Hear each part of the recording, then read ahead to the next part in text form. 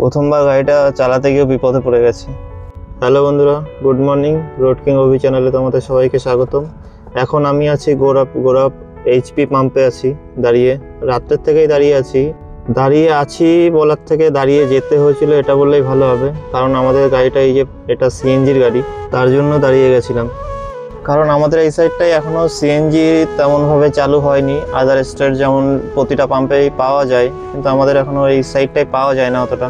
ওই জন্য রাত্রের থেকে না হলেও 10টা পাম্প ঘুরে তারপরে এই পাম্পটা এসে 9টা বাজলে কোম্পানিতে ফোন করতে হবে। ফোন করলে তাহলেই আমাদের টাকা পাঠাবে, তারপর আমরা সিএনজিটা ভরতে পারবো।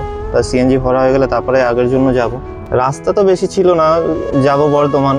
তো সিএনজি যদি থাকতো তাহলে রাত্রেই চলে যেতে পারতাম, সকালবেলা গাড়িটা খালিও হয়ে যেত। পাম্পের লোকের সাথে কথা বলে আরেকটা অসুবিধার কথা জানতে পারলাম, যে সিএনজি গাড়িতে হাইড্রা টেস্ট বলে একটা টেস্ট করাতে হয়। ওইটা টেস্ট করানোর পরে 3 বছর মেয়াদ থাকে। আমাদের 3 বছরের বেশি হয়ে গেছে। হাইড্রা টেস্টটা একমাত্র আমাদের এদিকে আসানসোল ছাড়া আর কোথাও হয় না। তো এখন আমাকে আসানসোল যেতে হবে। দেখা যাক, এখন গাড়িতেও সিএনজিও নেই, আগে কোনো পাম্পে পাই কি না।